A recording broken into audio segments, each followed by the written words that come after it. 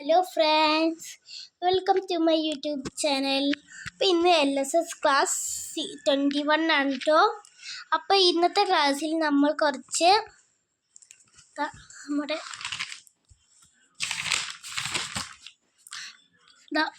പൊതുവിജ്ഞാനങ്ങളാണ് കേട്ടോ എടുക്കുന്നത്. അപ്പോൾ നമുക്ക് കുറച്ച് പൊതുവിജ്ഞാനങ്ങളാണ് ഇന്ന് നമ്മൾ പഠിക്കുന്നത്. അപ്പോൾ എല്ലാവരും ലൈക്ക് ചെയ്യുക, സബ്സ്ക്രൈബ് ചെയ്യുക, ഷെയർ ചെയ്യുക, പിന്നെ അടുത്തുള്ള ബെൽ ബട്ടനും അമർത്തുക. പിന്നെ നിങ്ങൾ ഇതുവരെ എൻ്റെ ക്ലാസ് കണ്ടിട്ടില്ലെങ്കിൽ ഇന്ന് മുതൽ കാണുക. ക്ലാസ് 1 മുതൽ 21 വരെ ആയിട്ടുണ്ട്. ചില ക്ലാസ്സുകൾ വൈകും, കാരണം ഈ ടൈമാണ്. അപ്പോൾ നമുക്ക് ഒന്നാമത്തെ ചോദ്യം നോക്കാം കേട്ടോ. ഒന്നാമത്തെ ചോദ്യം, ഇന്ത്യയിലെ ഏറ്റവും വലിയ കൊടുമുടി ഏതാണ്? ഇന്ത്യയിലെ ഏറ്റവും വലിയ കൊടുമുടി ഏതാണ്? ഉത്തരം കാഞ്ചൻഗംഗയാണ് കേട്ടോ. കാഞ്ചൻഗംഗ കൊടുമുടി. ഇനി രണ്ടാമത്തെ ചോദ്യം ഇതാണ്: കാഞ്ചൻഗംഗ സ്ഥിതി ചെയ്യുന്ന സംസ്ഥാനം ഏതാണ്? കാഞ്ചൻഗംഗ സ്ഥിതി ചെയ്യുന്ന സംസ്ഥാനം. ഉത്തരം സിക്കിം ആണ് കേട്ടോ. നല്ല പ്രധാനപ്പെട്ട ചോദ്യങ്ങളാണ് കേട്ടോ ഇത് മുഴുവൻ. അപ്പോൾ ഇതെല്ലാവരും എഴുതിയിട്ട് പഠിക്കണം. LSSന് ഉറപ്പാണ് കേട്ടോ. കേന്ദ്ര ഉപരിതല ഗതാഗത വകുപ്പ് മന്ത്രിയുടെ പേരെന്താണ്? കേന്ദ്ര ഉപരിതല ഗതാഗത വകുപ്പ് മന്ത്രിയുടെ പേരെന്താണ്? ഉത്തരം നിതിൻ ഗഡ്കരിയാണ് കേന്ദ്ര ഉപരിതല ഗതാഗത വകുപ്പ് മന്ത്രി. ഇനി നാലാമത്തെ ചോദ്യം നോക്കാം. ആയുഷ് മേഖലയിൽ എല്ലാ പ്രവർത്തനങ്ങളിലും നിരീക്ഷണ സോഫ്റ്റ്വെയർ സംവിധാനം ആദ്യമായി ഒരുക്കിയ സംസ്ഥാനം ഏതാണ്? ഉത്തരം നമ്മുടെ സ്വന്തം കേരളമാണ് കേട്ടോ. കേരളമാണ് ആയുഷ് മേഖലയിൽ എല്ലാ പ്രവർത്തനങ്ങളിലും നിരീക്ഷണ സോഫ്റ്റ്വെയർ സംവിധാനം ആദ്യമായിട്ട് ഒരുക്കിയത്. നോർവേ ചെസ്സിൽ ക്ലാസിക്കൽ ഗെയിമിലൂടെ ഒന്നാം നമ്പർ താരം മാഗ്നസ് കൂൾസനെ പരാജയപ്പെടുത്തിയ ഇന്ത്യൻ താരം ആരാണ്? നമുക്കെല്ലാവർക്കും അറിയുന്ന ക്വസ്റ്റ്യനാണ്. നോർവേ ചെസ്സിൽ ക്ലാസിക്കൽ ഗെയിമിലൂടെ ഒന്നാം നമ്പർ താരം മാഗ്നസ് കൂൾസനെ പരാജയപ്പെടുത്തിയ ഇന്ത്യൻ താരം ആരാണ്? ഉത്തരം ഡി ഗുഗേഷ് ആണ്. ഡി ഗുഗേഷ്. നിലവിലെ ചെസ് ചാമ്പ്യൻ ആരാണ്? ആറാമത്തെ ചോദ്യമാണ്. അത് നമ്മുടെ ഡി ഗുഗേഷ് ആണ്. ഡി ഗുഗേഷ്. ആക്സിയം 4.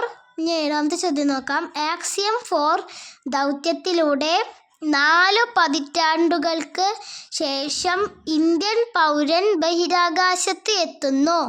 ബഹിരാകാശ യാത്രയിൽ പങ്കെടുക്കുന്ന ഇന്ത്യക്കാരൻ ആരാണ്? ഇത് എടുത്ത് കഴിഞ്ഞിട്ടുള്ളൂ കേട്ടോ. അത് ശുഭാംശു ശുക്ലയാണ്. ശുഭാംശു ശുക്ല. ഇനി അടുത്ത ചോദ്യം, എട്ടാമത്തെ ചോദ്യം. ലോകത്തിലെ ഏറ്റവും ഉയരത്തിലുള്ള റെയിൽവേ ആർച്ച് ബ്രിഡ്ജ് എവിടെയാണ് സ്ഥിതി ചെയ്യുന്നത്? ലോകത്തിലെ ഏറ്റവും ഉയരത്തിലുള്ള റെയിൽവേ ആർച്ച് ബ്രിഡ്ജ് എവിടെയാണ് സ്ഥിതി ചെയ്യുന്നത്? ഉത്തരം ജമ്മു കാശ്മീരിലാണ്. ജമ്മു കാശ്മീരിലെ ചെനാബ് പാലത്തിലാണ് ഉള്ളത്. നദിയിൽ നിന്നും ഒരു ബ്രാക്കറ്റിൽ ഒരെണ്ണം കൂടി ഉണ്ട്. നദിയിൽ നിന്നും 359 മീറ്റർ ഉയരത്തിലാണ് സ്ഥിതി ചെയ്യുന്നത്. നദിയിൽ നിന്നും 359 മീറ്റർ ഉയരത്തിൽ. ഇനി അടുത്ത ചോദ്യം നോക്കാം. 9ാമത്തെ ചോദ്യം. ലോകത്തിലെ ഏറ്റവും വലിയ ചരക്ക്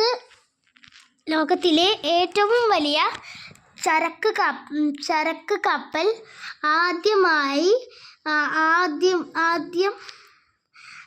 ഒന്നുകൂടി വായിക്കാം. ലോകത്തിലെ ഏറ്റവും വലിയ ചരക്ക് കപ്പൽ ആദ്യമായി ഒരു ദക്ഷിണേഷ്യൻ തുറമുഖമായ വിഴിഞ്ഞത്തെത്തി. കപ്പലിൻ്റെ പേര് എന്താണ്? ലോകത്തിലെ ഏറ്റവും വലിയ ചരക്ക് കപ്പൽ ആദ്യമായി ഒരു ദക്ഷിണേഷ്യൻ തുറമുഖമായ വിഴിഞ്ഞത്തെത്തി.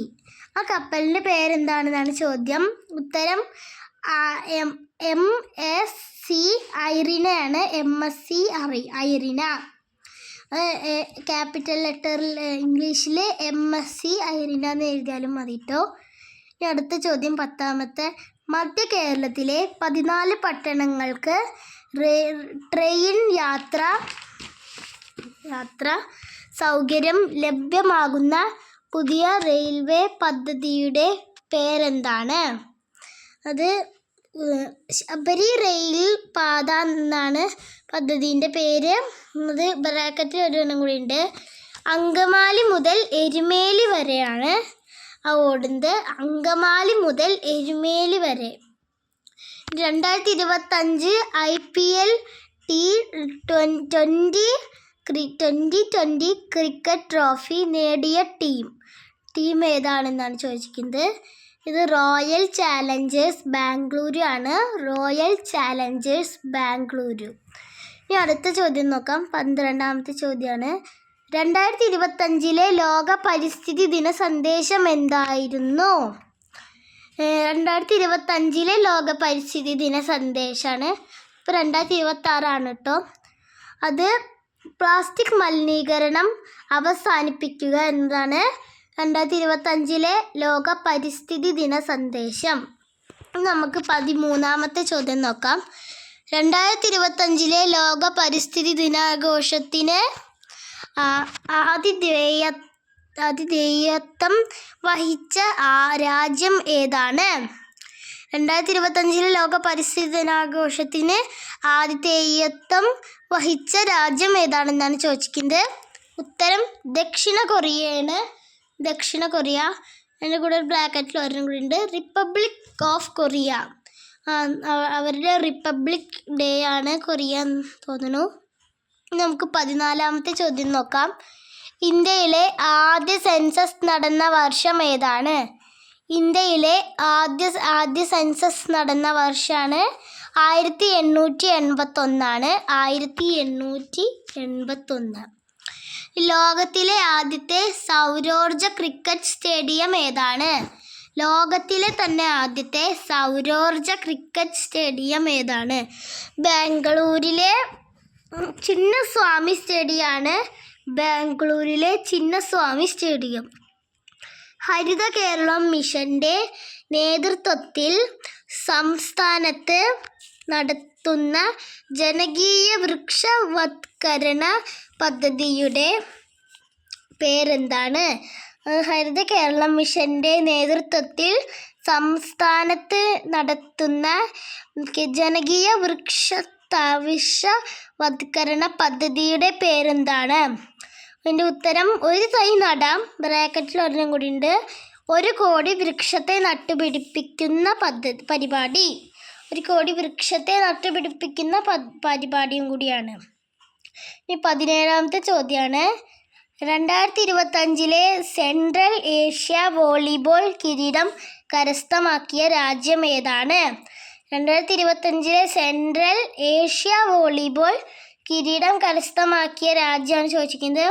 ഉത്തരം ഇറാനാണ് കേട്ടോ. ഇറാൻ.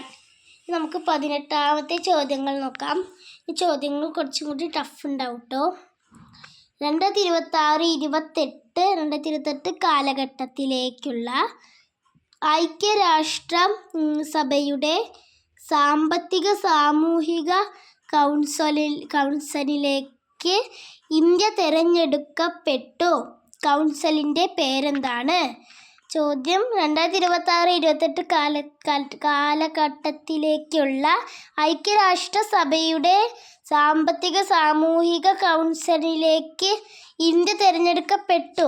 കൗൺസിലിൻ്റെ പേരെന്താണെന്നാണ് ചോദിച്ചിരിക്കുന്നത്. ഉത്തരം എക്കോസോക്കാണ്. ECOSOC. ഇനി അടുത്തത് ബ്രിക്സ് രാജ്യങ്ങൾ ഏതൊക്കെയെന്നാണ്. ഇത് പഠിക്കാൻ ഒരു ഈസി ട്രിക്ക് ഉണ്ട് കേട്ടോ. B Brazil. ഒന്നാമത്തെ ബ്രസീൽ. രണ്ടാമത്തെ റഷ്യ, മൂന്നാമത്തെ ഇന്ത്യ, നാലാമത്തെ ചൈന, 5 സൗത്ത് ആഫ്രിക്ക, 6 ഈജിപ്ത്, 7 എതോപ്യ, ഇനി 8 ഇറാൻ, 9 UAE, 10 ഇന്തോനേഷ്യ. ഇതിൽ ആദ്യം ബി, ബ്രസീലിലെ ബി, റഷ്യയിലെ ആർ, പിന്നെ ഇന്ത്യയിലെ ഐ, ചൈനയിലെ സി. അത്രയും വരെ നോക്കി പഠിക്കാം, അല്ലാതെ നമ്മൾ കാണാതെ പഠിക്കണം കേട്ടോ ബാക്കി. ഇനി നമ്മൾ 20ാമത്തെ ചോദ്യം നോക്കുകയാണ്. കാശ്മീരിനെ രാജ്യത്തെ മറ്റു ഭാഗങ്ങളുമായി റെയിൽ ഗതാഗതം വഴി ബന്ധിപ്പിക്കുന്ന പ്രൊജക്റ്റിൻ്റെ പേരെന്താണ്? കാശ്മീരിനെ രാജ്യത്തെ മറ്റു ഭാഗങ്ങളുമായി റെയിൽ ഗതാഗതം വഴി ബന്ധിപ്പിക്കുന്ന പ്രൊജക്റ്റിൻ്റെ പേരെന്താണെന്നാണ് ചോദ്യം. നമുക്ക് ഉത്തരം നോക്കാം. ഇതിൻ്റെ ഉത്തരം ഉധംപൂർ ശ്രീനഗർ ഭാരമുള്ള റെയിൽ ലിങ്ക് പ്രൊജക്റ്റ്. കുറച്ച് പാടുണ്ട്. ഉധംപൂർ ശ്രീനഗർ ഭാരമുള്ള റെയിൽ ലിങ്ക് പ്രൊജക്റ്റ് എന്നാണ് അതിൻ്റെ പേര്. 21ാമത്തെ ചോദ്യം നോക്കാം. ലോകത്തെ ഏറ്റവും വലിയ ചരക്ക് കപ്പൽ എന്നറിയപ്പെടുന്ന MSC ഐറിനയുടെ ക്യാപ്റ്റൻ ഒരു മലയാളിയാണ്. അദ്ദേഹത്തിൻ്റെ പേരെന്താണ്? ഞാൻ നേരത്തെ പറഞ്ഞിട്ടുണ്ടായിരുന്നു MSC ഐറിന എന്നുള്ളതിനെ കുറിച്ചിട്ട്. അപ്പോൾ അതിൻ്റെ ക്യാപ്റ്റൻ മലയാളിയാണ്.